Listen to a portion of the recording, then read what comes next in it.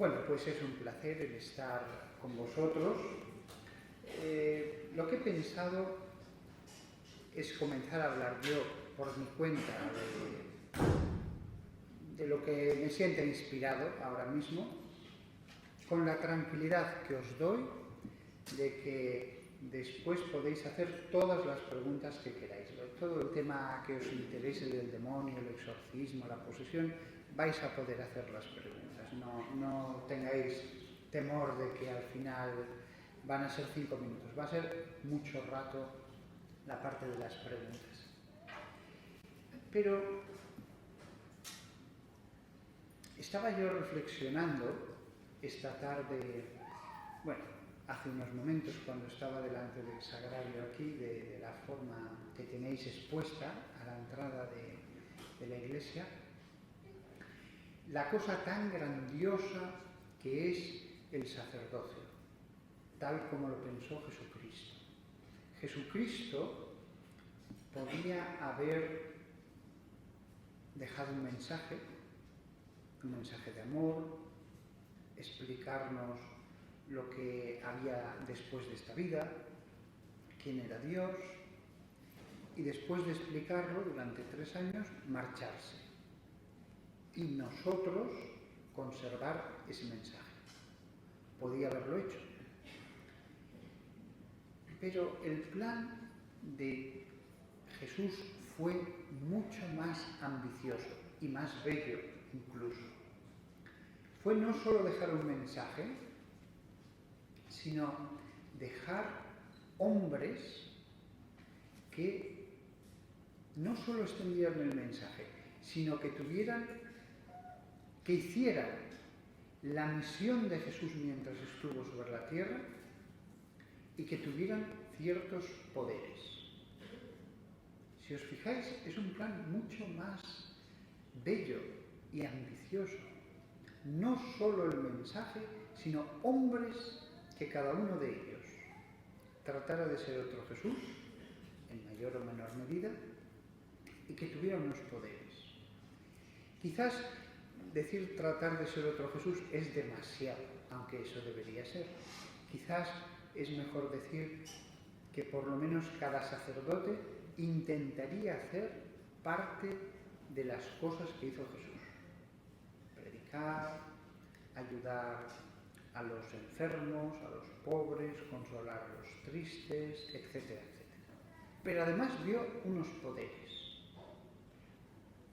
Y esos poderes han llegado hasta nuestra época. Eso es lo impresionante del plan de Jesús. Nosotros, pobres seres humanos, normales, corrientes y molientes, de pronto se nos encarga hacer lo que hacía Jesús. Por lo menos algunas cosas.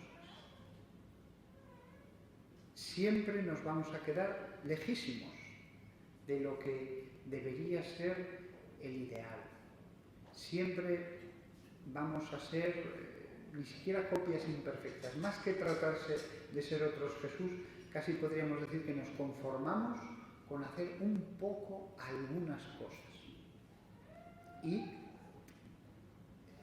frente a Jesús puede parecer que es demasiado poco, pero realmente ¿cuántas veces hay individuos que están ya desesperados, que ya no pueden más?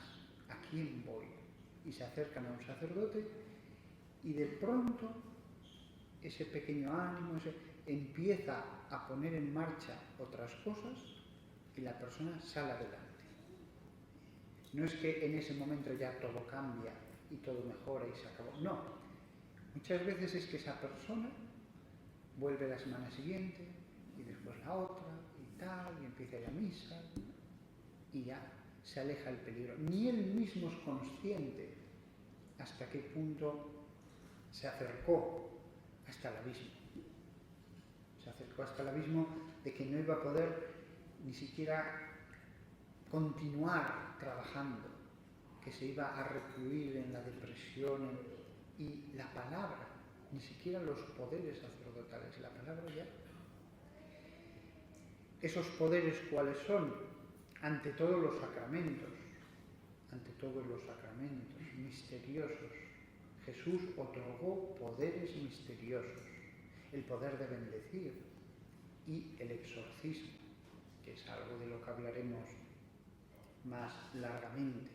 Pero antes de entrar en el exorcismo, no solamente os predico palabras, sino que puedo dar testimonio del poder de Dios.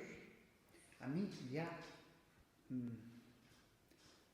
3 veces me ha curado cuando he ido a predicar a distintos grupos. Estaba predicando a un grupo carismático en Estados Unidos y cuando acabé una de las predicaciones, uno de los días, les dije, por favor, ¿podéis rezar por mí? Porque en esta rodilla derecha, cada vez que me arrodillo, es como si me clavaran un clavo en pleno centro. Sí, vamos a rezar. Rezaron 20 segundos, yo no sentí nada. Pero cuando me arrodillé no me dolía. Y así hasta hoy. Un año después había ido a los médicos, a los especialistas. Tenía un problema en el oído. 2 especialistas en 2 momentos distintos fueron categóricos. Eso que tienes crónico, no hay manera de solucionarlo. Pero no hay manera, no hay forma humana. Lo va a tener para toda la vida. Yo dije, madre mía. Pues, porque era una cosa muy molesta. Era concretamente que se me resecaba la piel interna del oído. Yo al principio dije, me pica, no le di mayor importancia, pero cada vez me picaba más, y cada vez más, y al final cada día me picaba mucho. Y los distintos médicos me dijeron, es su piel, no hay una varita mágica para tocar la piel y que se ponga a producir la materia sebácea que es normal. La única solución es que se ponga aceite de almendras dulces. Y todos los días tenía que ponerme en los 2 oídos eso. Pero al final me lo tenía que poner varias veces al día. Yo decía, aunque el oído esté bien, lo voy a enfermar con tanto aceite, y me picaba una barbaridad. 2 años. Fui a predicar a un grupo de Brasil y cuando oramos todos juntos pidiendo a Dios pues que sanara y tal y cual, yo no noté nada. Pero al cabo de unos días dije, uy, si ya no me pica. Y efectivamente, no volví a sufrir aquello. 2 años llevaba. Los médicos lo miraron y los 2 dijeron lo mismo. Está clarísimo, se ve en la piel. La tercera vez fue hace menos de un año. Fui a Bolivia, tengo una tendinitis en el talón. Bueno, en el talón, la parte superior del talón, exactamente. En el tendón de Aquiles, para los que sean médicos. Y yo, pues todas las mañanas, desde que me surgió un mes antes, no sé si llegó a un mes, 3, iba cojeando por la mañana, pero cojeando muchísimo. Solo al cabo ya de un rato andaba normal. Pues lo mismo, ya dejé de cojear, no se curó, lo cual demuestra que Dios, que las enfermedades también tienen una misión, que las enfermedades también tienen su razón de ser, que desde una perspectiva cristiana a veces el Señor permite una cruz, permite un sufrimiento y debemos llevar nuestra pasión. A Él le costaba lo mismo curarme totalmente la tendinitis que solamente parte. Pero lo hizo. Yo tendríais que haberme visto cómo cojeaba por las mañanas. Terrible. Incluso si tenía que salir a la calle nada más levantarme, decía, qué pena. No volví a cojear. O sea, no solo predicamos un evangelio, sino que lo predicamos con el poder de Dios.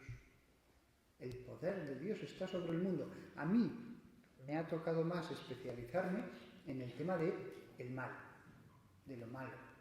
Pero hay más bueno que malo. Dones místicos, milagros, experiencias cercanas a la muerte. A cada uno que en mi hospital se le para el corazón y después vuelve a funcionar, siempre le pregunto lo mismo. ¿Ha visto algo? Y muchos me dicen, sí.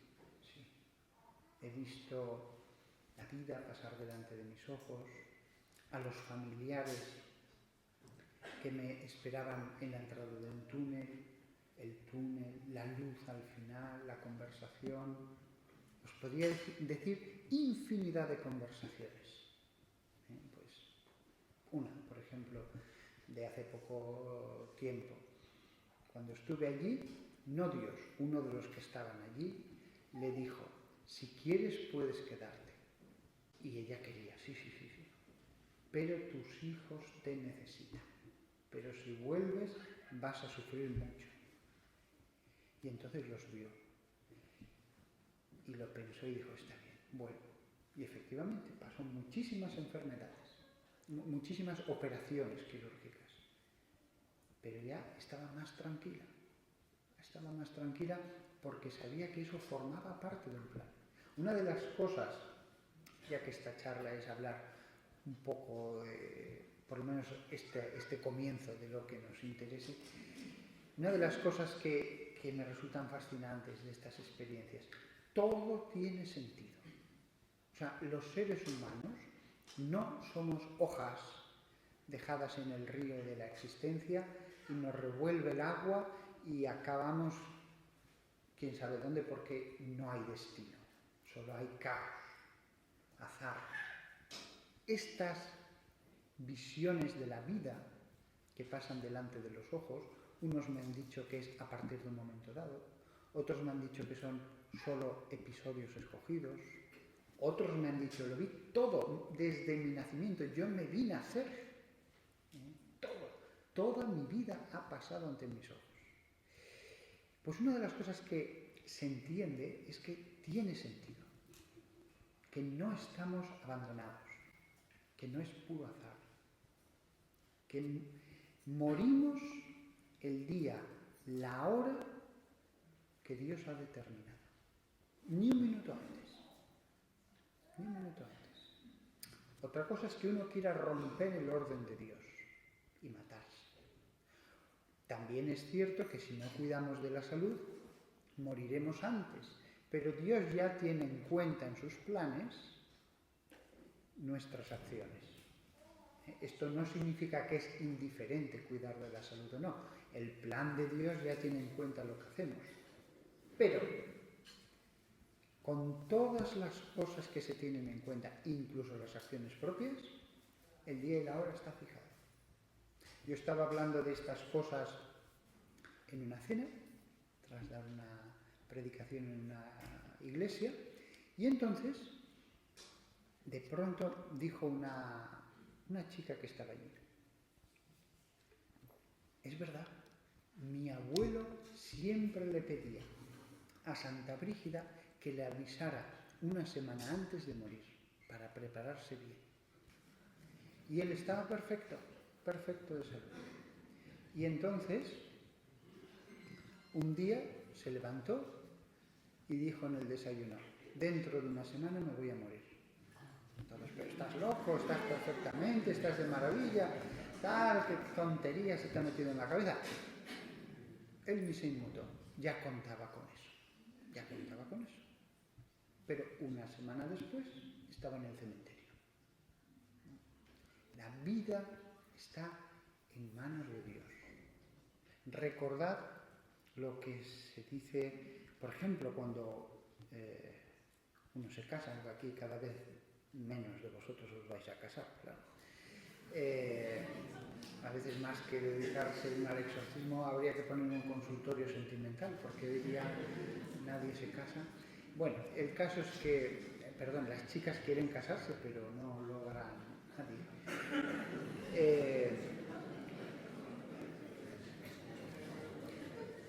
decimos en el sacramento, lo que Dios ha unido. No solo es el vínculo, dos elementos que estaban separados, Dios hace que se reúnan, puede ser por una casualidad, puede ser por la tontería más grande del mundo. Pero aunque lo busquen mucho, o sea una pura casualidad, al final los que se unen delante de Dios ante el altar es lo que Dios ha unido. Eso no significa que Él sea perfecto o que pueden pasar mil cosas, pero es lo que Dios ha unido. Y con eso se puede decir todo, respecto a todo. Yo he tenido la suerte de comprobar esto que estoy predicando. Nada más ordenarme sacerdote, una semana después, un seminarista me dice, sí, tienes que conocer a este señor de la renovación carismática, que tiene muchos dones. Bueno, pues vamos a conocerlo. Yo no sabía nada de la renovación carismática. Y este señor reza por mí y me dice, padre, usted será el exorcista más famoso de España y viajará por el mundo extendiendo la luz. Muy bien, gracias. Yo no le conocía de nada, no le conocía de nada y entonces me olvidé del tema. Lo de viajar me hizo más ilusión, francamente, pero el otro me olvidé, no le presté más atención. Y solo me acordé cuando fui a publicar mi primer libro y entonces ya veía que iba a ser famoso por los libros. Pero yo no hice nada. Yo lo escuché y me olvidé. Es como un amigo mío que tengo que me dice que estaba él orando con un amigo judío, este amigo no es de España, y entonces el chico joven judío dijo, y él dijo, ¿qué te pasa? Mire, padre, es que me ha pasado una cosa que no me había pasado nunca. Le he visto a usted con sotana, pero la sotana era roja, totalmente roja. Y él dijo, bueno, olvídate, tonterías. Pero me decía después, lo tremendo es que otras personas, sin saber nada, me dijeron, usted va a ser cardenal. Y él no quiere serlo, de ningún modo. Él no quiere serlo, es curioso. Tantos que conozco que querrían serlo. Y este, angustiado, me lo ha dicho varias veces, no quiero. ¿Pero qué puedo hacer? Sin embargo, varias personas le han dicho eso. Yo conozco más casos, de sacerdotes que personas distintas, muy santas, le han dicho, padre, prepárese bien, porque usted va a ser obispo. Y ellos no quieren, pero como que Dios se lo avisa. Es más, como a veces, dando conferencias, pues cada año, varias veces, ceno o como con obispos, en intimidad, a solas, una de las preguntas que les suelo hacer es esta. ¿Alguien le dijo a usted que iba a ser obispo antes? Y muchísimos casos me han dicho, sí, había una persona muy santa, muy buena, en mi parroquia tal, que yo conocía, que me dijo, prepárate porque vas a ser obispo. ¿Pero qué dices? No te lo digo porque se me ocurre. He conocido varios casos así. Entonces, esto que vale para los obispos, vale para vosotros. Si os casaréis con quien Dios quiera, por más que busquéis. Si no os casáis, y lo que antes he dicho, que es en plan de broma, pero es verdad, os sorprenderíais la cantidad de chicas que quieren casarse, pero no encuentran a nadie. Si no os casáis, no os preocupéis, poned los medios, pero al final lo que Dios quiera. No estáis abandonados, ni en el trabajo, ni en la salud, en nada. El plan de Dios es perfecto.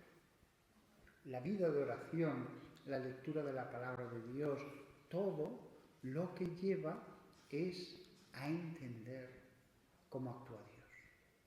Pero esto es un hecho evidente. Si existe un ser infinito, todo poder, puede hacer lo que quiera y lo sabe todo. O sea, tiene todo el poder y lo sabe todo. Luego, ni un pelo de la cabeza se cae sin que lo determine. Hay una película cuya primera media hora me parece fantástica, después ya todos son puñetazos y luchas, pero que la primera media hora me ayuda mucho a entender la omnipotencia de Dios, y es que Dios es como Matrix. Dios controla la programación de todo. Dios controla la programación de todo. Se la puede saltar siempre que quiera, pero su poder es tal que no necesita saltársela. No necesita saltársela. Solo se la salta cuando Él quiere que nosotros veamos con claridad que Él ha actuado. Pero se hace lo que Dios quiere sin necesidad de saltarse la programación. El más pequeño cambio aquí o aquí produce consecuencias que no nos podemos imaginar. Que no nos podemos imaginar. Así que todos vosotros, más mayores, más jóvenes, sanos, enfermos, ricos, pobres, entended eso. Dios os ha hecho como sois. Dios os ha hecho como sois. Cuando os veáis en el espejo, la cara, decís, esta cara me la ha dado Dios. Esta cara me la ha dado Dios. Ni más guapa ni más fea. Es exactamente la que Él ha escogido. Y eso vale para todo. He conseguido un puesto de trabajo. Ahora me he curado esto, pero ahora tengo esto otro. Todo forma parte de algo que ve un ser infinito que es vuestro Padre, que está preocupado de vosotros como si fuerais el único que está sobre la tierra. Y aquí entramos en el tema de mi especialidad. Si Dios es tan infinito, el mal es permitido. Eso es verdad. Un padre humano aquí en la tierra puede decir, te duele la muela, pero yo no querría que te doliera. Claro, eso no es exactamente lo mismo con Dios. Dios no quiere que nos duela, pero puede hacer que no nos duela la muela. Por eso, si me duele la muela, Él en el fondo dice, no querría que te doliera, pero estoy permitiendo que te duela la muela. Y eso vale para un dolor de muelas, para los campos de concentración, para un asesino en serie, para cosas espantosas y hasta para pequeños males. Lo cual es muy interesante. El plan divino sobre el mundo es mucho más interesante de lo que nos podemos imaginar. Al lado de Dios somos niños. Somos niños que apenas entendemos. Tenemos que fiarnos. No tenemos que tener la idea de que lo entendemos todo perfectamente y que nada se nos oculta. Solo entendemos una pequeña parte. Tenemos que fiarnos.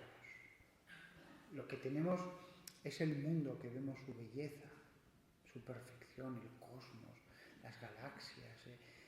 Todo eso nos demuestra que ha habido un origen, que ha habido un ser infinito que lo ha sacado de la nada, porque si Él no hubiera sacado de la nada eso, nada existiría ahora. Nada existiría. Los del siglo XIX lo tenían más fácil. Pensaban que la materia era eterna. Entonces era como un reloj que llevaba funcionando desde siempre y para siempre. Pero eso en el siglo XX se acabó. La materia, si estamos de algo seguros, es que no ha sido eterna. Es energía que se ha enfriado. Y sabemos que esto no es un reloj que existe misteriosamente desde siempre. Hoy día entendemos más cómo ha sido el Big Bang. Si retrocedemos, llega un momento en que ya no puedes retroceder más, porque no hay tiempo ni espacio. El espacio y el tiempo son propiedades de la materia. Si llegas a una línea delgadísima, más allá no hay tiempo. Porque si no fuera por eso, alguien diría, bueno, a lo mejor había otra cosa. No, entiéndeme, es que ahora sabemos que no había nada, que no podía haber nada. Por eso los soviéticos se resistieron tanto tiempo a admitir el Big Bang. Que decían, es que si admitimos el Big Bang, admitimos ya a Dios. Por eso todos los científicos soviéticos tenían la consigna de no aceptar el Big Bang. La materia es eterna. Punto final. Pero al final las pruebas han sido tantas que han tenido que rendirse todos. Entonces, si nos damos cuenta de que existe ese ser infinito, hasta el mal forma parte de ese plan. El mal de la enfermedad, el mal económico, las guerras. Y Jesús nos habló también de los daimones, los demonios, algo misterioso. Nos habló de unas fuerzas oscuras, unas fuerzas invisibles, que se habían rebelado contra Dios y que recorrían el mundo. Aquellos, espero que casi nadie, a veces digo que levanten la mano, pero aquí no lo haré. Digo, ¿cuántos aquí han hecho espiritismo? Cuando a veces doy charlas en un colegio mayor, tal, a que se movía el vaso. Y veo como mucha gente da un respingo y dice, pues, sí, se movió el vaso. Y allí no había trampa ni cartón. Se llama a los espíritus y muchas veces, no siempre, el vaso comienza a moverse solo. O se levanta en el aire, o de golpe estalla. Miles de añicos. En este mundo hay más cosas de las que nos imaginamos. Por eso, en tantos países tienen tanto éxito programas como Cuarto Milenio y cosas por el estilo. Muchos de esos programas tienen que rellenar. No van a estar siempre hablando de cosas espirituales. Pero si os fijáis, cuando hablan de cosas serias, son cosas o de santos, de místicos, o demoníacas, o de almas del purgatorio que vagan en pena, los fantasmas. El resto del programa, cuando ya parece que todo es tan religioso, hay que rellenarlo con ovnis o con el monstruo del lagonés o con lo que sea. Pero si os fijáis, la esencia de todos esos programas que hay en el mundo es materia religiosa, sean del lado bueno o del lado malo. Y los fantasmas, almas del purgatorio, que vagan y que salen en fotografías. No me fío de las cosas que se ven en internet, pero yo sé de fotos que las han hecho gente que yo conozco y he dicho, ¿pero quién ha hecho esta foto? Yo.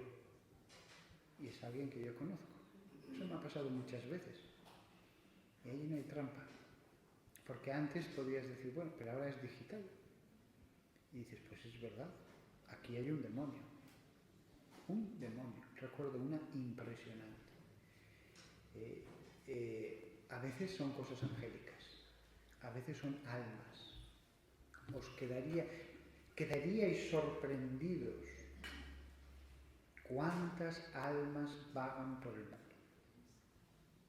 Eso, la Iglesia, ¿cuánto ha orado siempre por los difuntos? ¿Cuánto? Ha sido una insistencia tan grande. Ahora ya no se hace tanto. Y en todas las lápidas, en todas se ponía RIP, requiescat in pace, descanse en paz. Y los familiares rezaban por ellos. En los fantasmas, almas que vagan, creen todas las culturas del mundo. Chinos, indígenas australianos, indios de Latinoamérica, africanos, todos.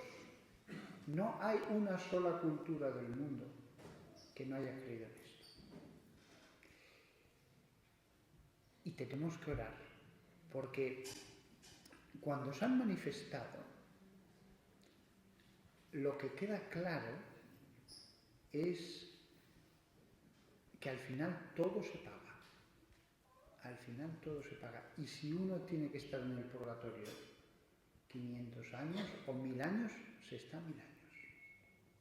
Pero lo mismo que la misericordia de Dios es infinita, la justicia de Dios también es férrea. La justicia de Dios es férrea. Yo he tenido a través de casos por los que he orado de posesión, ¿será verdad o será mentira? Dios lo sabe. Pero muchas veces se han manifestado este tipo de espíritus.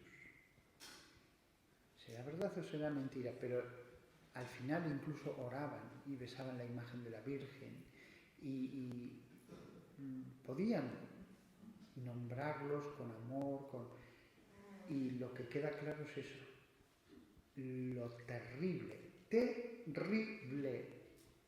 que llega a ser la justicia de Dios si al final uno merece esa justicia. Aquí en la tierra nos podemos reír, podemos decir, bueno, pero eso no quita nada la justicia. La misericordia es infinita, pero las dos cosas son verdad. Las dos cosas son verdad. Y las dos cosas se relacionan al final según la sabiduría de Dios. Y Dios, os lo aseguro, tendrá que decir, te quiero mucho, te comprendo totalmente, pero tengo que ser justo. Dios, en su providencia divina, tantas veces no lo vemos con los ojos, estará diciendo, ahora ha llegado el momento de la justicia. Fijaos lo tremendo que es eso, ¿eh? La mayor parte del purgatorio para las almas, no. La mayor parte no tiene estas características.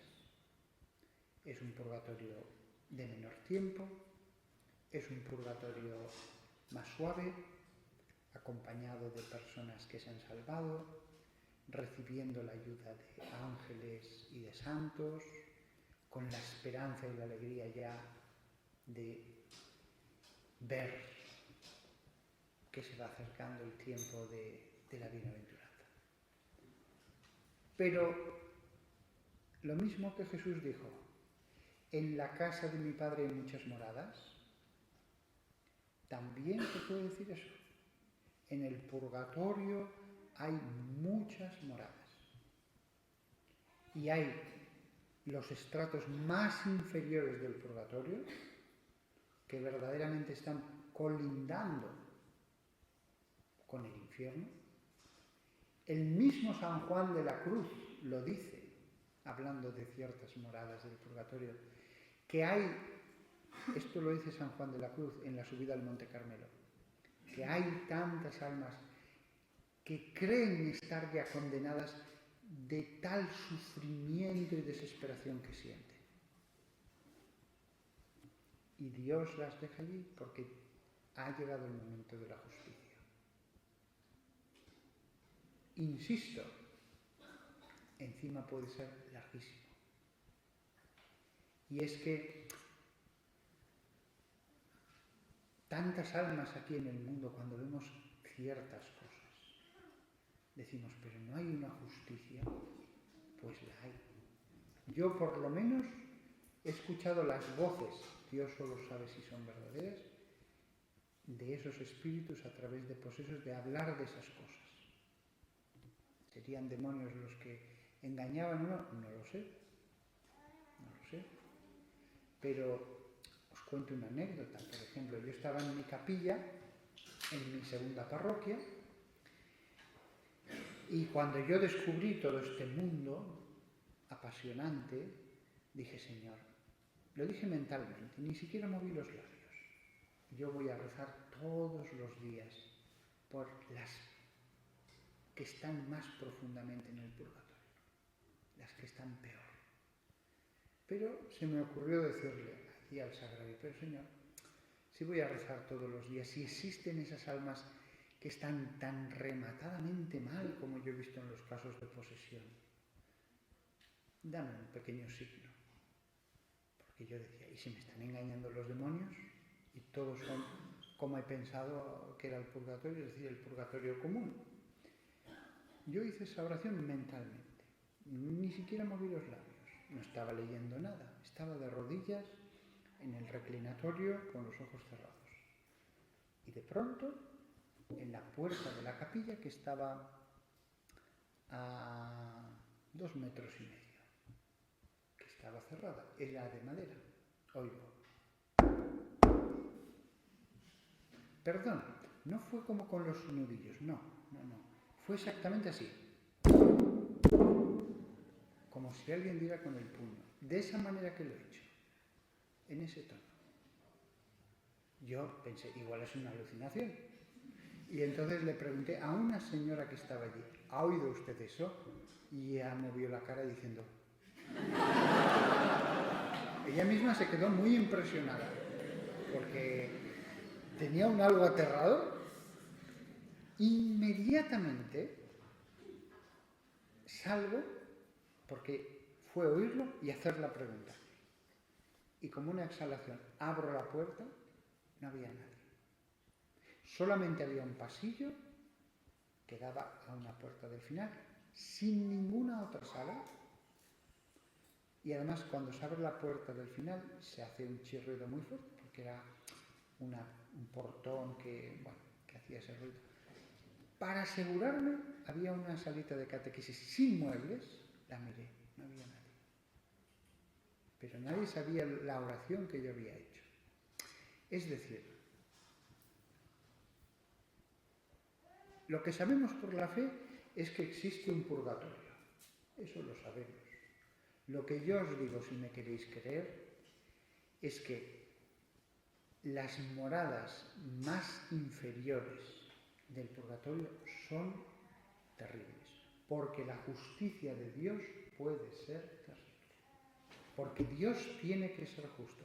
Si a veces nos escandalizamos de hasta qué punto los seres humanos pueden hacer sufrir a otros hombres, a masas de hombres, si conociéramos la justicia divina, de verdad que diríamos, tranquilo, la verdadera víctima es Él. La verdadera víctima es Él. Los otros serán consolados por Dios. Pero hay de aquel que no va a merecer el consuelo de Dios. Y fijaos que no estoy hablando del infierno. Estoy hablando de aquellos sobre los que pesa terriblemente la justicia divina. El infierno es todavía peor. El infierno es, no hay fuego material, no hay torturas dadas por Dios, no hay, también aquí me voy a referir a, creo que es la segunda parte de Matrix. Se ha dicho de paso, no me gustan de la trilogía, lo único que me gusta es la primera media hora, de la primera. Pero sí que me pareció muy interesante, creo que es en la segunda o en la tercera parte, que en un momento dado Neo, hablo de películas, pero los primeros cristianos hablaban de la mitología griega para hablar a los otros paganos. Hay infinidad de ejemplos que usan los mitos griegos para hablar de Cristo y de tantas otras cosas. Pues está Neo en el andén del tren y le dicen, no, no vuelve a pasar ningún tren. Pero bueno, dentro de... No, ya no pasa ninguno. En la película vuelve a pasar. Pero lo terrible es saber que ha pasado el último tren y que ya no hay más. Ya no te puedes subir a nada. Estás allí y nada te puede sacar. Eso es el infierno. No necesitan torturas los condenados. No necesitan fuego material. Lo terrible es saber que la última oportunidad de poder estar feliz con Dios y todos los demás se acabó. A los condenados en el infierno Dios no les hace nada. No les desea el mal. No pone sobre ellos ningún tipo de sufrimiento. Nada. Dios no es un padre que se complazca en hacer sufrir a nadie. Ni tampoco los condenados en el infierno están rabiando todo el tiempo de un modo paroxístico. No. Muchas veces están tranquilos. Muchas veces están normales. Muchas veces conversan entre ellos. Miran el mundo, la historia, el universo. Lo que hace que el infierno sea tan espantoso, muchísimo más que el purgatorio, indeciblemente más, no tiene punto de comparación. Antes, cuando describía las moradas inferiores del purgatorio, parecía que era el infierno. No. Lo que hace que el infierno sea incomparablemente peor, no 1000 veces más, ni 1.000.000 de veces más, incomparablemente más, es la seguridad de los que están allí, de que ya no hay más oportunidades. Eso es lo terrible. No hay palabras para poder expresar lo que es eso. Por mínimo que sea el sufrimiento, es inaguantable. Y el sufrimiento es solo espiritual. O sea, el infierno no es que Dios machaca a nadie. El infierno es que al final también Dios sabe decir, está bien, se acabó. Sigue tu camino. Y ya no da más gracias para que esa persona dé marcha atrás. Eso es algo tan delicado que solamente un ser infinito puede determinar ese momento. Pero Dios nos ha dicho que eso lo hace. Si creemos en la existencia del infierno, es porque ese Dios nos ha dicho que eso es así. Si nosotros los cristianos creemos en Dios, creer en Dios significa creer en el infierno. Porque Dios nos ha dicho, existe el infierno. Lo que nunca se nos ha dicho es cuántos. No se nos ha dicho. Y aunque fueran poquísimos, voy a decir una cantidad mínima,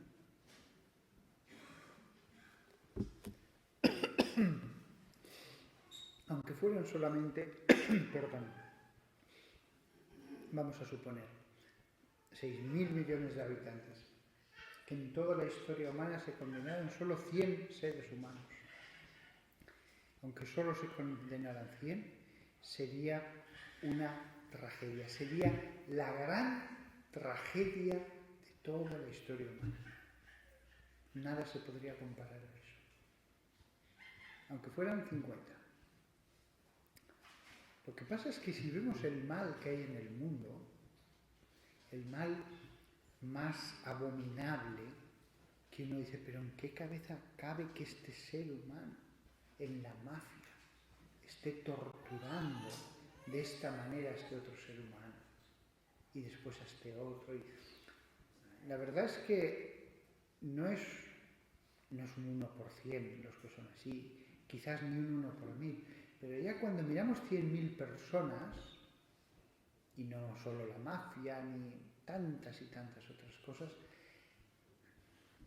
cada 100.000 sí que hay más de un ser humano que uno dice, este hombre es un demonio. Ojalá que estuviera loco para que no fuera responsable. Solo Dios sabe la medida de esa iniquidad que no merece la salvación de ninguno. Por eso hay muchos países que han cambiado una pequeña palabra de la traducción de la consagración. En latín, cuando se consagra el vino, se dice la sangre que será, este es el cáliz de mi sangre, que será derramado por todos. Es así, ¿verdad? La digo todos los días y de memoria, pero ahora no me sale. Este es el cáliz de la salvación que será derramado por todos. Bueno, más o menos. El caso es que dice por todos, pero en muchos países y en muchas lenguas han cambiado el todos por muchos, porque la palabra latina y la palabra griega en los evangelios dice muchos.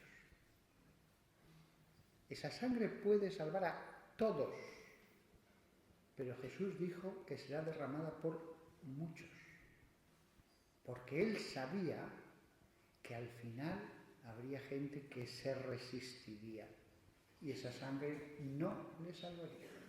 Bastaría la más pequeña gota recibida con arrepentimiento, con amor, para salvarle. Pero sabía Jesús que no, que de hecho no. Es como la parábola del hijo pródigo. Hay casas, yo lo he conocido, esto, ya no la parábola, la realidad, que un hijo se marcha y no quiere saber más de su madre. Muchos, al cabo de 15 años, al final vuelven, llaman por teléfono, tal. Pero otros pasan 30 años y no, y pasan 40 años y no, y algunos nunca. Algunos nunca. Es un misterio, ¿eh? Esto es el gran misterio del mundo de la iniquidad. Claro, para resistir la misericordia de Dios hay que ser un monstruo. Pero todos los monstruos espirituales al principio eran como vosotros, gente normal. Gente normal. Y sin embargo después cambiaron. Y otro poco más, y otro poco más, y otro poco más. Y al final ya las cosas entran en un proceso de no retorno. Cada vez es más difícil volver. Cada vez coge velocidad esa caída. Y al final llega un momento en que uno ya ni quiere arrepentirse. Ni quiere. Entonces, pensadlo. Todos los monstruos, a los demonios los dibujamos, los esculpimos como monstruos. Todos fueron al principio almas como vosotros, con algunos defectos, algunas cosas malas, buenas, tal. Pero no hay nadie aquí que no se pueda transformar en un abismo de iniquidad. Una madre de familia, un niño que ahora escucha, todos podemos, incluso yo mismo. Por eso la Biblia nos enseña el santo temor de Dios. No nos enseña el miedo al demonio, no. No encontraréis un solo versículo. El miedo que se enseña en la Biblia es a Dios. El santo temor de Dios. Hay un miedo a Dios malo, que aleja de Dios. Hay un miedo a Dios que es porque deformamos la idea de Dios. Pero hay otro temor que es bueno, que es santo, que es un don en el fondo. Es ese temor a ofenderle. Es ese temor a que nos hagamos indignos algún día de ver esa santidad excelsa. Ese lo podéis pedir lo podéis meditar y suscitar en vosotros mismos. La persona que conoce la grandeza de Dios, la persona que es consciente de su fragilidad, que teme algún día perder a Dios, eso es una medicina. El santo temor de Dios, el único temor que se nos enseña en la Sagrada Escritura, en el Antiguo Testamento, en los Evangelios, en el resto del Nuevo Testamento. Pero también os digo una cosa para que os quedéis tranquilos y ya pasamos a las preguntas. Nadie se condena por poca cosa. La condenación es algo tan terrible que nadie se condena por poca cosa. Si me preguntáis cuántos son los condenados, yo creo que pocos. Es algo tan horrible que deben ser pocos. La inmensa mayoría de la gente da marcha atrás, aunque sea en el último segundo de vida. Antes os lo he dicho, las experiencias cercanas a la muerte. Yo creo que Dios hace un último intento. Y en ese último intento, casi todos dicen, Señor, perdóname. Pero lo terrible es confiar y después decir, pero ¿ya no hay más trenes? No, era el último. Eso es lo terrible, que uno diga, Dios es tan bueno, Dios al final me dará la última gracia, tal, y de pronto decir, ¿como que era el último tren? Sí, era el último tren. O sea, nunca se puede abusar, porque con Dios no se juega. Pero recordadlo, tenéis que estar tranquilos. Mientras tengáis temor de Dios, eso es una seguridad.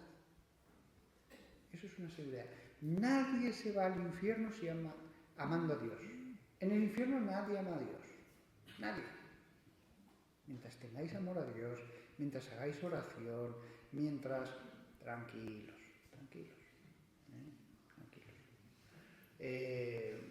Además, la mayor parte de los pecados que comete la gente son de debilidad. Y los pecados de debilidad son los que más fácilmente perdona Dios. Lo que pasa es que lo que hay que hacer es luchar, esforzarse. En el momento en que uno no se esfuerza, tira la toalla, pues empieza a bajar otro nivel. Y después otro nivel. Y después otro nivel. Pero yo, con la misma seriedad que os he hablado de lo terrible que es el infierno, os digo que en mi modesta opinión, muy poca gente acabará allí. Poquísimos. A lo largo de toda la historia humana. Tenéis que tener una visión positiva de Dios. Tenéis que tener una visión tranquila. No es un inquisidor, no es un tirano. Esto existe. Pero al mismo tiempo que os he dicho eso, os digo esto otro. Nunca desesperéis. El que desespera, ese se acerca a la condenación. Uno que tenga todos los pecados del mundo, mientras no se desespere y de verdad le pida perdón a Dios, Señor, ayúdame, pero es que no tengo fe, Señor, dame fe, si existes, dame fe, si existes. Hay tantas maneras de poder salir de eso. La mayor parte de los pecados que tenéis aquí, los jóvenes, sexo, tranquilos, esos se perdonan rápidamente. Dios sabe que sois débiles. No estoy diciendo con eso, ala, pues tranquilos, pecad. No, tampoco. Cuando yo hablaba del infierno, no pienso que nadie se haya condenado simplemente porque cometió algo contra el sexto mandamiento. Porque si solo va con eso, fácilmente se arrepentirá. Aunque sea en el último momento. El infierno yo lo veo más bien para aquellas personas que hicieron cosas muy terribles. Pero ojo, todos empezaron por poco. Todos empezaron por poco. Y después dejaron de ir a misa. Y después dejaron de esto. Y después de lo otro. Y empezaron ya a hacer esto. Todo es un proceso. No se empieza directamente torturando a alguien en el sótano de la casa. Se comienza a lo mejor se comienza por no ir a misa ese domingo. Y si ese domingo hubiera ido a misa, ya las cosas hubieran sido distintas, totalmente distintas. Bueno, pasamos a las preguntas porque esto del mal da mucho de sí. Yo, al que le den el micrófono, así no soy culpable.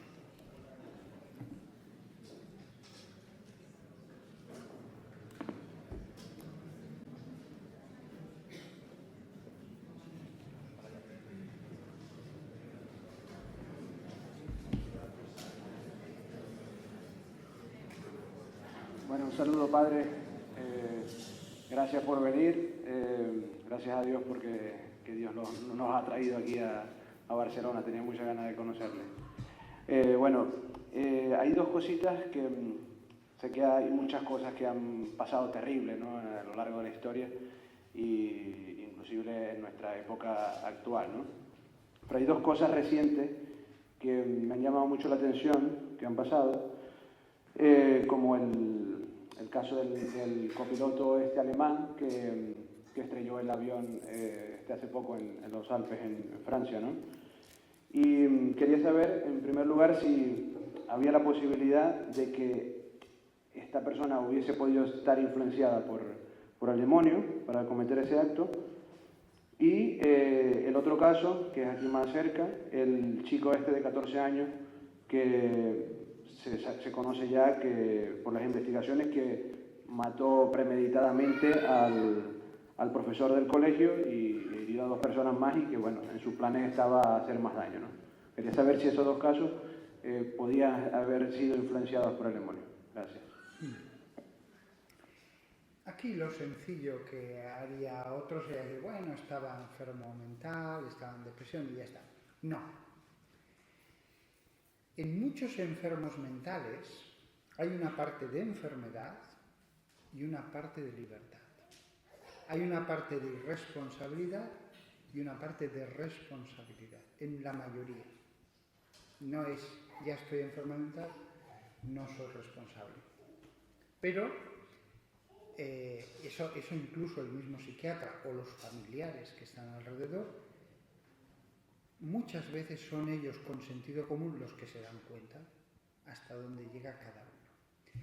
Solamente Dios sabe en cada caso qué parte de responsabilidad hay. Pero por supuesto que hay casos en que la irresponsabilidad es total, por supuesto. Yo conozco casos de suicidas que llevan luchando contra el suicidio desde la adolescencia, que es una cosa tremenda, arrolladora. Mátate, mátate, no veo sentido a nada, acaba ya. Y esa gente son mártires, luchando y al final, después de una lucha de 30 o 40 años, un buen día ya no pueden más y se matan. Bueno, pues a lo mejor esa persona, Dios le da una gracia en el último momento y sí, pasa un poco de tiempo en el purgatorio, pero en el fondo lo que tiene es mérito. Mérito porque lo que ha tenido es una cruz. Como veis, hay que ver caso por caso. Ninguno de los 2 casos que has mencionado puedo estar seguro al 100%. Sin embargo, personas que conozco, pues yo recuerdo uno, me llamaba de vez en cuando, durante más de un año, no era de Madrid ni de Alcalá, y decía, no puedo más, me voy a matar. Por su mala cabeza había arruinado el negocio,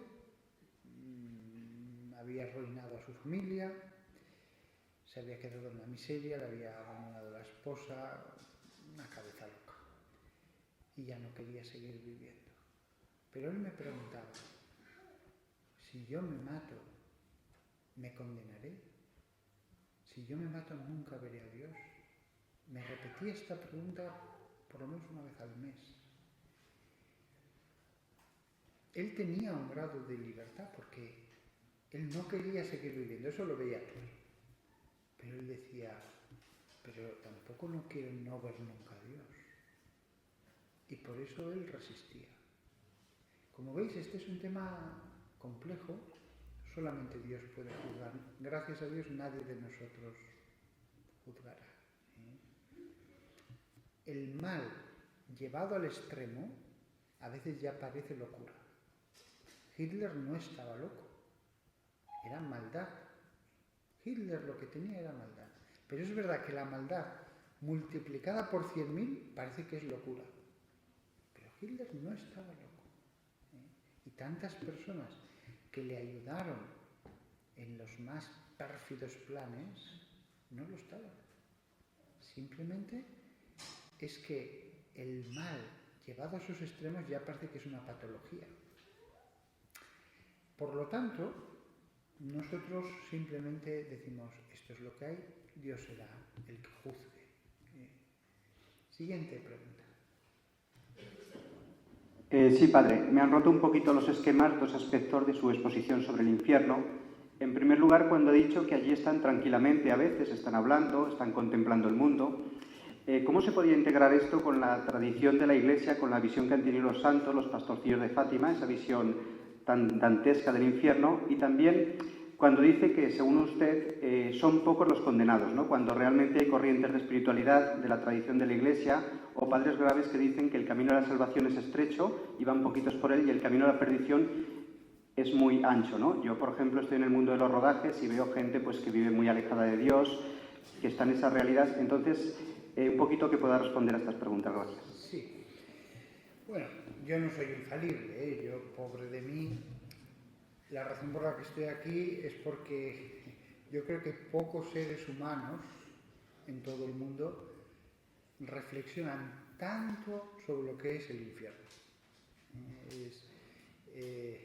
Como esas supercomputadoras que las ponen a trabajar y están día, noche, meses, tal, pues en mi cerebro siempre hay una parte pensando sobre el infierno, leyendo sobre el infierno, reflexionando sobre el infierno, porque es mi especialidad. Entonces, me cuesta entender que Dios mantenga en el ser a un hijo suyo en un estado paroxístico de sufrimiento. Todos sabemos lo que es, por ejemplo, yo por lo menos lo sé, cuando una muela se necrosó todo el nervio, bueno, un diente de delante, se necrosó todo el nervio. El dolor fue irresistible, o sea, fueron 6 horas, 7 horas, sé que os va a parecer increíble, pero hasta me ponía haciendo el pino con los pies en la pared a ver si así me dolía menos. Después ya a las 4 de la mañana, como pude, fui a un puesto de socorro a que me inyectaran lo que fuera. Pero yo dije, yo ya no puedo más. Es difícil entender que Dios mantenga eternamente seres en un estado paroxístico de dolor. ¿Qué pecado además merece eso? Yo entiendo que haya pecados al final que merezcan la no visión de Dios. Y por pequeño que sea el sufrimiento, claro, si es toda la eternidad es terrible. Todos, si vamos con un maletín 5 minutos no nos pesa, pero si nos encadenan a ese maletín y no lo puedo soltar, aunque lo apoye, y voy 5 años con el maletín, acabaré odiando el maletín con todas mis fuerzas. Es algo parecido. Es cierto que ha habido visiones del infierno, del fuego, etc. Recordemos, el fuego físico no hace nada a las almas. El fuego físico, ellas ya no pasan ni hambre ni sed. Es un símbolo. Estamos seguros de que es un símbolo porque hay otro momento en que Jesús habla no solo del fuego eterno, sino del gusano que nunca muere. Evidentemente en las almas no hay un gusano por allí recorriendo el alma. No hay un gusano recorriendo el alma. Entonces son modos para expresar lo que es el sufrimiento del infierno. ¿Cómo podrían ellos entender lo terrible que es? Pero no significa que sea fuego material ni un gusano material. Cuando otros han visto a muchos condenados, en términos absolutos pueden ser muchos, pero en términos relativos, 6.000 millones pueden ser pocos. Si ellos ven todo, pues es mucho. Si yo veo 1 billón de monedas de euro, me va a parecer inmenso, pero si veo en términos relativos a la masa monetaria que hay en Europa, eso es muy poca cosa. Yo creo que esto ayuda a entender ese aspecto, pero nadie sabe la cantidad. Yo, por más benigno que sea, con mi benignidad no voy a sacar a nadie del infierno, y por más duro que sea, tampoco voy a meter a nadie. Digo mi opinión, Dios es el que sabe. Siguiente pregunta. Padre Fortea, bueno, un gustazo tenerlo aquí. Soy de Colombia y bueno, a todos les he dicho que tuve esta gran bendición de poder contar con su presencia. Una de las inquietudes que tenía acerca del infierno es que hice una publicación en mi perfil de Facebook. Yo he sido misionera y he conocido varias comunidades, dentro de ellas pues los paulistas. Conocí en su momento, pues ahora que ya son sacerdotes, pero me ha causado gran tristeza que ellos hablan o se les ha metido dentro de su doctrina que el infierno es un estado de conciencia.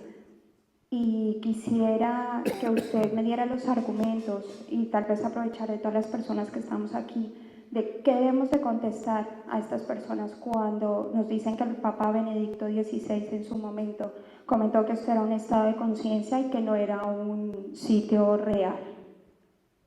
Bueno, ahora mismo, o sea, sobre los papas he oído que les han puesto los periodistas en sus bocas tantas afirmaciones.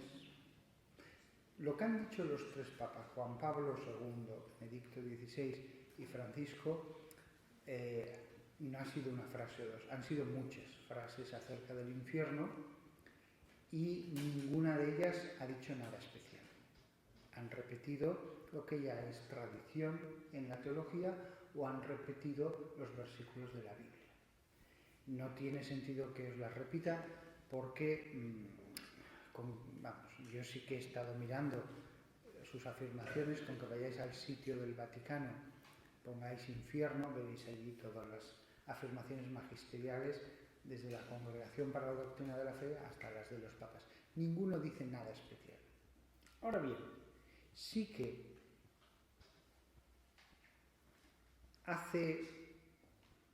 no hace siglos, en la época de San Jerónimo, por ejemplo, se pensaba que el infierno era un lugar concreto del mundo, que estaba aquí o allí, decían dónde puede estar.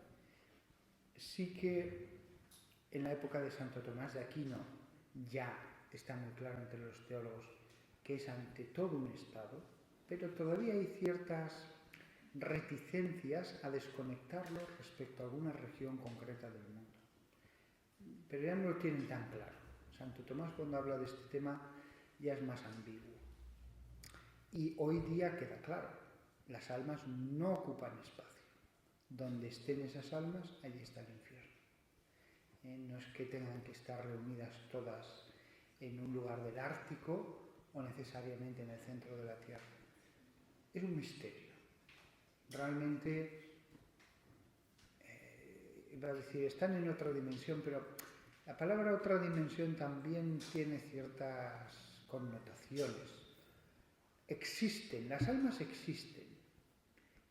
Y eso está claro cuando se manifiestan, sean las de los santos en este mundo o las de difuntos en el espiritismo. Hay un caso de espiritismo en el segundo libro de Reyes, en la bruja de Endor, cuando el rey Saúl va a consultarle.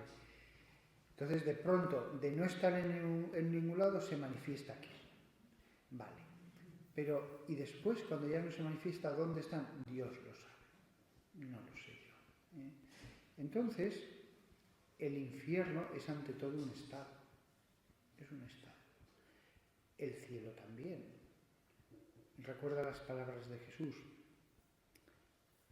hablando de los niños que había por allí, dice, sus ángeles ven la faz de Dios. Sus ángeles. Y esos ángeles, hablando en términos humanos, estaban allí ayudando a esos niños.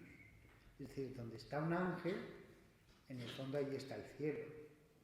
Cuando San Gabriel viene a este mundo, o San Miguel, o San Rafael, pues están en la tierra, pero ellos están gozando de la bienaventuranza divina. También aquí hay gente viva sobre la tierra, no ha muerto, y en el fondo, en su interior, tienen un infierno. Y si no se arrepienten, y si la gracia no les regenera y no les sana, ese infierno será perpetuo. Pero ya hay gente que tiene el infierno dentro. Y Dios tiene que salvarles del infierno que llevan dentro. Lo mismo que hay gente que hace 4 horas de oración diaria, que no se concede la más pequeña imperfección, que son perfectos y santos, místicos, y ellos ya tienen, digámoslo así, un trozo de cielo dentro. Solo les falta ver a Dios, pero ya gozan unas dulzuras, una paz, cosas celestiales. Les falta ver a Dios, pero ellos ya son verdaderos habitantes del cielo. Y dentro gozan de gracias que nosotros no podemos ni imaginar. Santa Teresa lo dice, me bastó aquella gracia en un éxtasis para satisfacerme de todos los sufrimientos que había padecido en esta vida. Y di por bien empleadas todas las oraciones y ayunos y nada, una pequeña cosa. Claro, es transitorio, se acaba. En el cielo será perpetuo y además veremos a Dios. Pero también hay gente que tiene como un trozo de cielo en su corazón y no lo sabemos, los místicos. Siguiente pregunta. Sí. Buenas noches. Quería hacerle una breve pregunta. Digo una cosa antes de que se me acabe, de que se me olvide.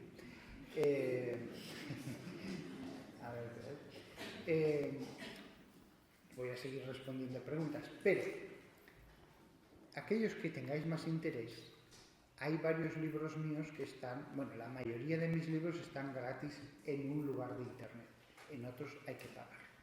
Pero yo os voy a decir el lugar donde podéis conseguirlos sin que el 10% vaya a mi cuenta bancaria, que es Biblioteca Forteniana. En Google ponéis Biblioteca Forteniana y allí los podéis descargar gratis para vuestro iPad e incluso muchos están en Kindle. En otros lugares también los podéis descargar, pero servirá para que me compre una sotana nueva. Y os aconsejo sobre todo un libro, porque sobre los demonios, Suma Demoníaca es mi libro más famoso. Suma Demoníaca es el que más se ha extendido. Pero el mejor libro que más me gusta es el último que he hecho, Historia del Mundo Angélico. Ese lo encontráis también allí. Si no queréis dormir por la noche, queréis desvelaros, Memorias de un exorcista. Adelante.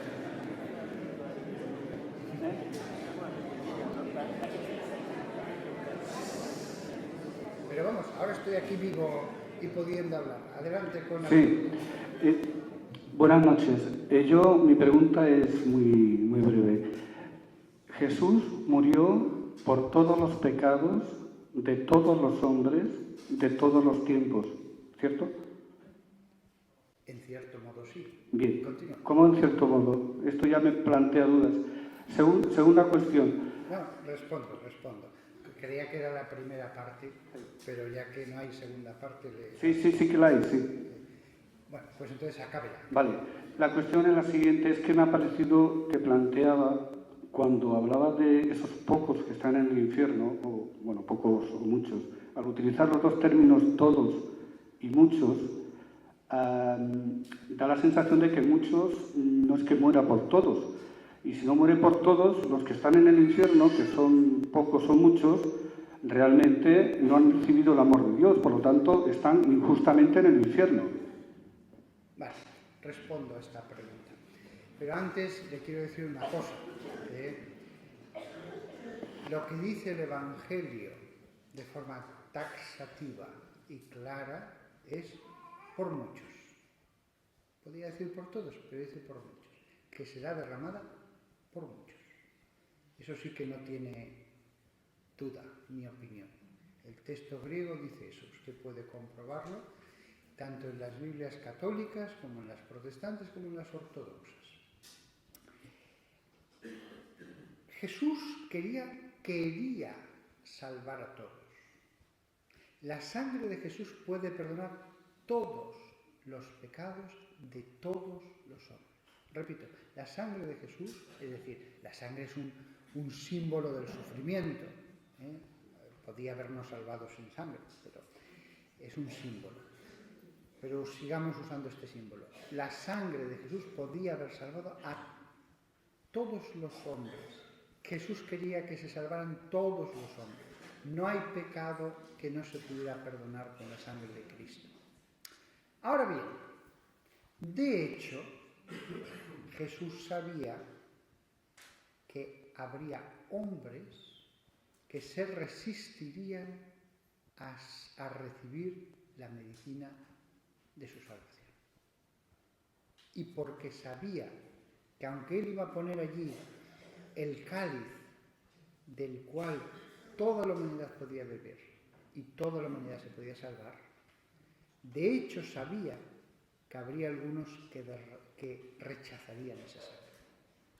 En ese sentido, porque él lo sabía, Jesús dijo que será derramada por muchos, porque para otros podría haber continuado, para otros será inútil. Jesús podría haber dicho, para otros mi muerte en la cruz será inútil.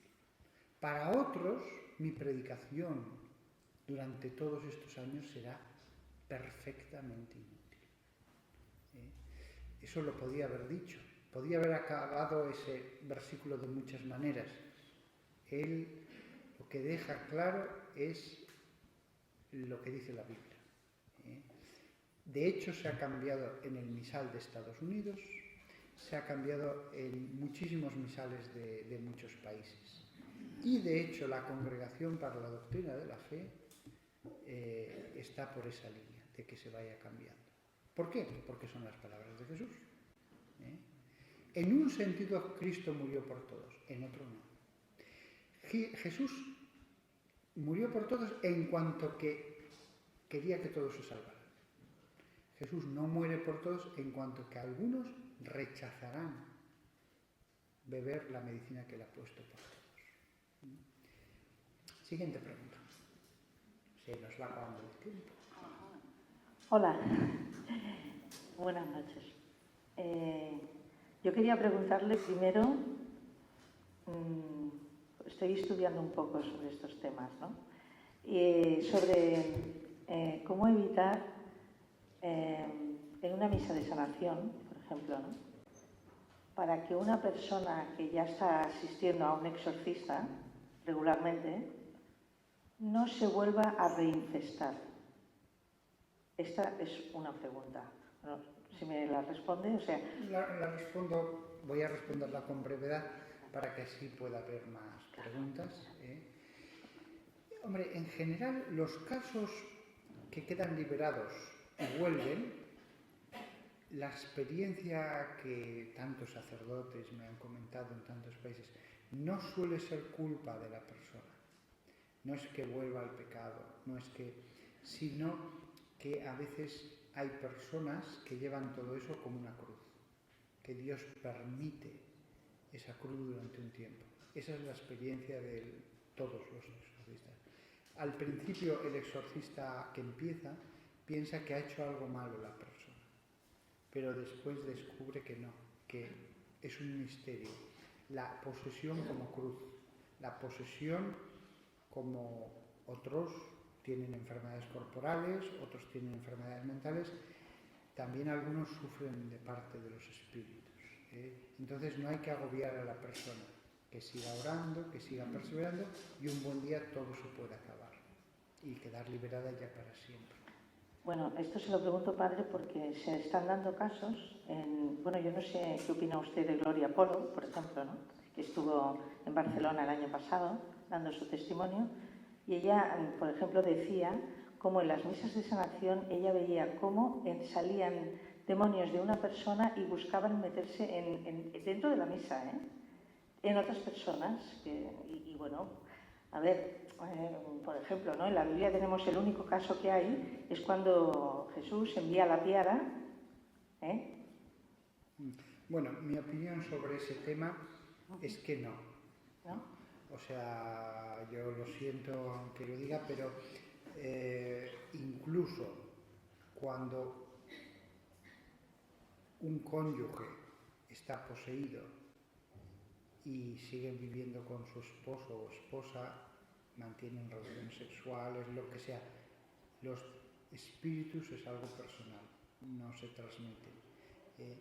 Sobre eso podría alargarme mucho, pero de verdad que mi experiencia y la de otros es que no hay ningún temor respecto a eso. Aquel que Dios le permita esa cosa tan extraña como es una influencia demoníaca, que esté muy tranquilo, que no se la va a contagiar a nadie, insisto, aunque sea su marido, aunque sea su esposo, etcétera, etcétera. Siguiente pregunta.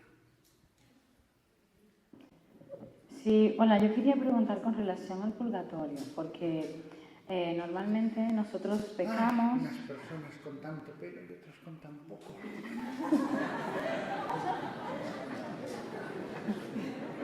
Sí, bueno, mi pregunta va sobre si yo me arrepiento de mis pecados, aún así yo tendría que purgar por ellos como limpieza por el daño que he hecho a otros. Bueno, yo os he hablado de la parte más profunda del purgatorio. Tan amplio el purgatorio, cuán amplia es la iniquidad de los hombres aún perdonada. Nos extrañamos del mal, no nos debemos extrañar de esto otro.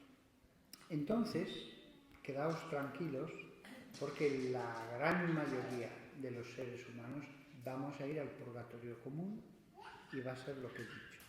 Un tiempo en el que nos vamos a purificar, vamos a reflexionar, vamos a orar, nos vamos a mejorar, vamos a comprender muchas cosas, vamos a sanar nuestras heridas internas. El purgatorio es una realidad de espera, más o menos dolorosa según los casos, pero no suele ser lo que he dicho. No suele ser. Esto es como el que habla de los mares y los océanos y habla de las profundidades abisales, pero todos no son profundidades abisales, ni hay esos monstruos normalmente en cuanto ponemos el pie en el Mediterráneo, pero existen. Yo he hablado de una pequeña porción del purgatorio. Normalmente el purgatorio es un tiempo incluso hasta gozoso, pero también de sufrimiento, pero gozoso porque te das cuenta de que vas a ver a Dios, de que entonces de verdad no veáis el purgatorio como es esa ínfima porción de la que he hablado, que existe y porque nadie habla de ella os he hablado, pero no es lo normal. ¿Me habéis preguntado otra cosa o ha quedado respondida? Siguiente pregunta.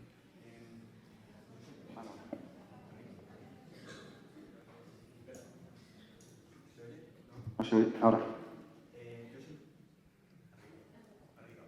Yo siempre he escuchado que el demonio, su mejor estrategia es pasar en la clandestinidad, es decir, ocultarse, que nadie crea en su existencia. Pero yo ahora veo la televisión y veo que, por ejemplo, en Estados Unidos, en institutos están enseñando, pues creen su existencia incluso en adorarle y en seguirle. Ahora hay muchas sectas que ya no pasan la clandestinidad, sino que se está mostrando a la luz, o sea, se están revelando como tal y que es algo bueno. ¿Por qué este cambio? Bueno, a veces Internet da una impresión muy negativa, ¿eh? No suele, yo que conozco, porque también me consulta más gente y me llega más información, yo que conozco a veces lo que ha sucedido originalmente en distintos países, no suele ser lo que después aparece en las noticias, ¿sí? Hay muchos grupos satánicos que tienen deseos de hacerse propaganda. Hay gente loca también. Pero es cierto que el demonio, en principio, busca estar oculto, pero también le gusta de vez en cuando manifestarse un poco, como se ve en el espiritismo, en las sectas satánicas.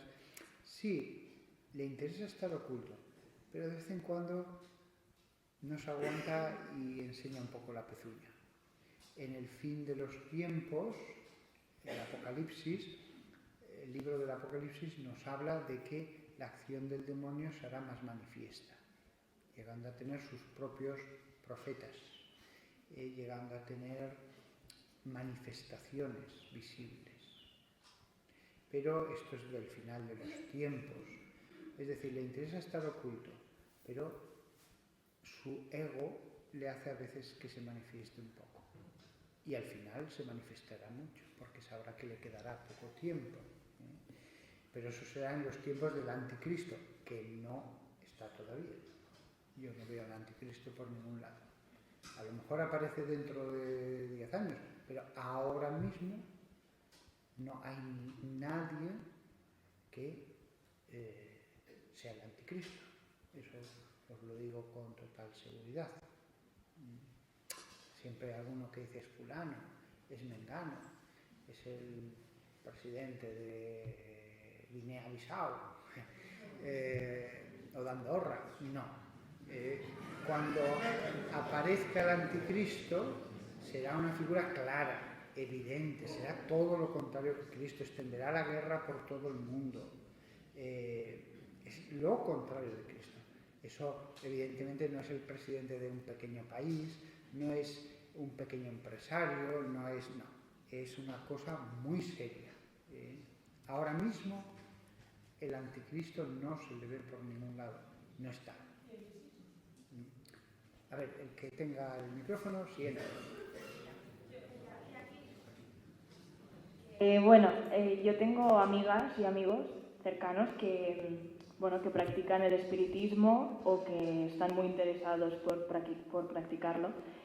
Y mi pregunta es que por qué los jóvenes de ahora, al menos con los que yo me junto, quieren saber tanto sobre el demonio y sobre la Ouija y todos estos temas, y que les atraiga mucho más el mal que no, por ejemplo, los temas de Dios.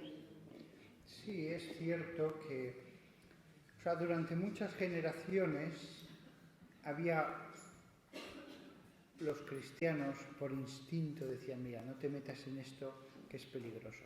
Pero en una época en la que ya muchos son poscristianos, que ya no son verdaderamente seguidores de Jesús, pues les atrae, quieren experimentar y les han inculcado las películas, las novelas, esto no es peligroso, lo puedes dominar, son poderes, la idea de yo voy a tener poderes, yo voy a tener dones, me voy a arriesgar un poco. Hay un instinto, a pesar de todo, que avisa, pero uno dice, venga. Y es el afán un poco de querer ser como dioses. El cristiano ora a Dios, Señor, ayúdame. Pero ellos dicen, puedo tener poderes, puedo ver cosas ocultas, saber cosas ocultas, comunicarme con espíritus que me contesten, tal. Es una tentación. Lo único que podéis hacer es rezar por ellos y hacer apostolado. Vamos a dar tiempo para 2 breves preguntas y ya dejaremos que sean los libros los que hablen. Buenas noches. Yo no sé cómo vais a dormir, pero eso es otro asunto. Buenas noches, padre. Mi pregunta es, cuando a una persona en su lecho de muerte o una persona en su lecho de muerte te pide que reces por ella, que las tengas presentes en sus oraciones, ¿cómo sabes tú realmente que tus rezos y tus oraciones le están sirviendo a esa persona? ¿Y cómo sabes que ya no está en el purgatorio, que ya no está y o tienes que estar toda la vida rezando por esa persona? Vale, penúltima pregunta. Siempre que oréis tiene efecto, siempre, siempre, siempre. Lo que pasa es que no sabremos si esa persona se ha salvado o se ha condenado. Desde mi perspectiva, como casi todos estoy convencido de eso, puedo estar totalmente equivocado, pero como estoy convencido de que casi todo el mundo se salva, que los condenados son una mínima porción de la humanidad. Otros irán al purgatorio mucho tiempo, pero el infierno son palabras mayores, ¿eh? Uno no va al infierno por una tontería. Entonces, yo a todos mis familiares, amigos, tal, rezo por ellos y doy por supuesto que se han salvado. Yo ya le he dicho, Señor, si algún día alguno se ha condenado, envía las oraciones que le haga y las cosas que le digo a otro santo del cielo. No hace falta que se lo repita cada día a Dios, Dios ya se acuerda. Dios ya sabe que yo quiero orar a gente del cielo o del purgatorio, que también me pueden ayudar. Entonces, da por supuesto que se salvan. Nunca hay que pedir manifestaciones del otro mundo. Si queréis pedírselas a Dios, sí, no hay problema. Pero nunca hay que pedir manifestaciones a los espíritus. Porque Dios ha puesto una separación entre el más aquí y el más allá. Y nosotros no podemos atravesar esa separación sin consecuencias. Recuerdo el caso de una chica joven que vivía tan unida a su abuelo. Lo quería como su padre. Y se murió. Y triste, fatal. Y al final una amiga le dijo, ¿por qué no haces espiritismo y hablas con él? Vale. Y entonces hizo espiritismo y cuando se pusieron allí con el vaso, fueron juntando letras y uno iba escribiendo las letras y le salió este mensaje. Querida nieta, estoy bien. Me lo dijo ella, la que estaba allí en la mesa. Estoy bien, no te preocupes, pero nunca más vuelvas a hacer espiritismo. Adiós. Pues sí, yo pienso que en ese caso se manifestó. ¿Sí? Y te digo una cosa para completar la pregunta que has hecho. La oración atraviesa el espacio. No es necesario para ayudar a una persona estar al lado del lecho de muerte. Yo puedo orar por alguien que está a miles de kilómetros, pero atraviesa el tiempo. Yo puedo orar a Dios para que ayudara a mi abuelo cuando él estaba muriendo. Yo he podido nacer después, pero Dios sabía cuando moría mi abuelo que en el futuro su nieto oraría para que le aliviara, le hiciera más agradable el tránsito de esta vida. Es decir, Dios está fuera del tiempo y Dios dice, van a rezar por él. Si queréis rezar por Hitler, las oraciones le van a llegar en el momento antes de suicidarse. Podéis rezar por cualquier persona de la historia. El que está en el infierno no puede salir, pero como no lo sabéis, podéis orar. Si está en el infierno, Dios enviará las oraciones a otra persona. Pero cuando oráis por alguien, las oraciones le llegan. Incluso, como he dicho, un familiar que murió hace ya muchos años. Pues Dios lo sabía. Última pregunta, espero que sea buena. Vale.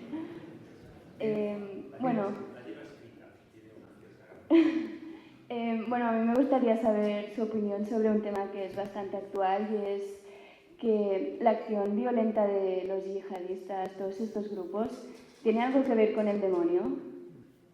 Bueno, el demonio influye con la tentación en los seres humanos en casi todo. En la codicia, en la lujuria, en la gula, en la soberbia. Entonces, el demonio no es causa de todos y cada uno de los pecados. Si no existiera el demonio, con la libertad podríamos hacer el mal. Aunque no hubiera demonio, habría pecado. Es más, en mi opinión, la mayor parte de los pecados proceden del corazón del hombre. Una parte más pequeña proceden del mundo. El mundo nos tienta, la televisión, los amigos, tal. Y una porción todavía más pequeña proceden del demonio. El mundo, el demonio y la carne. Esas son las tres fuentes de donde nos llegan tentaciones. Entonces, ¿está metido el demonio? Sí. Pero el demonio está metido tentando todo. Tienta a los cardenales del Vaticano, tienta a los que están en la Casa Blanca, tienta a los mendigos de la calle, tienta al clero, a las monjas, a los musulmanes, a todo el mundo. Entonces, sí, está metido en todo. Pero nosotros, los seres humanos, somos los protagonistas de la historia. O sea, Dios nos ha dejado la historia en nuestras manos. Interviene Dios, se reserva el derecho de intervenir siempre que quiera, para decir, bueno, esto ya lo paro. Pero los actores de la historia humana somos nosotros. Los otros coadyuvan con la tentación, influyen, pero nada más que eso. Cuando muera alguien y vaya al infierno, le dirá, fuiste tú, no yo. El que yo solo te tenté, pero fuiste tú, no me eches la culpa a mí. Esto me recuerda a la escena famosa de El abogado del diablo, no sé si habéis visto la película, cuando le dice al Pacino, fuiste tú, te recuerdo que fuiste tú. Yo te dije, déjalo el caso, que no pasa nada. Y os acordáis de la película, ¿verdad? Es una película que, aunque es una fantasía, muestra muy bien la mentalidad del demonio y cómo una persona se va degradando. Y es magistral ese momento en que Al Pacino, que hace de diablo, dice, no me eches la culpa a mí, tú. Eso es lo que desgraciadamente tendrán que oír muchos, de todos los que se condenen. No somos juguetes del diablo. No necesitáis exorcismo. Muy poca gente necesita exorcismo. La gente lo que necesita es escuchar el Evangelio y convertirse. La gente lo que necesita es decir, venga, Señor, voy a cambiar. Eso, no exorcismo. No somos juguetes en manos de unas fuerzas ocultas. Hay cosas extraordinarias. He hablado en esta charla mucho rato de ellas. Pero al final, si yo no quiero, pues dejo de tomar chocolate. Y si al final digo, bueno, pues uno más. Como veis, al final, la mentalidad de que nosotros somos juguetes y que lo que se necesita es hacer muchos exorcismos, es una mentalidad que no tiene en cuenta de que Dios nos ha dado el don de la libertad. ¿Jesús qué hizo? Predicar. Él predicaba, él llegaba y predicaba. Y después los casos que necesitaban curación y algunos exorcismos, lo hacía. Pero lo que necesitaba todo el mundo era predicación. Predicación. Y ojo, hizo exorcismos, pero lo que más hay son curaciones. ¿Y por qué? Y no todos los que llegaban allí estaban posesos. Se dice de algunos simplemente que tenían espíritus malignos. Solo algunos casos claramente son de posesión, pocos. El de Cafarnaúm, los de Gerasa, pero ya no hay muchos así muy claros. Hay otros que simplemente tienen espíritus impuros, dice el Evangelio. No dice estaban posesos. Entonces, recordad, el demonio no os obliga a nada. El demonio no está siempre a vuestro lado. El demonio alguna vez se acerca y os tienta. Alguna vez. La mayor parte de las veces estáis solos. El ángel sí. bajo la mirada de Dios, pero estáis solos. El demonio no está siempre a vuestro lado. ¿Qué dice el Evangelio después de la tentación en el desierto? Y se marchó hasta la próxima ocasión. Se marchó. No estáis siempre bajo la mirada del demonio. Estáis solos, con vuestra libertad, sopesando. ¿Hago esto? No lo hago. Algunas veces se acerca. Pero recordad, el mundo, el demonio y la carne, la mayor parte proviene del corazón. Menos del mundo, menos del demonio. Esto parece lógico y razonable. Y nunca le echéis la culpa. Siempre todo pecado tiene una cosa atractiva. He puesto antes el ejemplo del chocolate. Pues uno está allí con internet, el chocolate al lado, dice un cuadrado, después dice, bueno, pues otro, pues, pero ya media tableta, no le echéis la culpa al demonio. El chocolate atrae, una más. La gente es muy dada a pensar, y sobre todo ya, cuando uno abusa de algo y se crea una debilidad, es el demonio.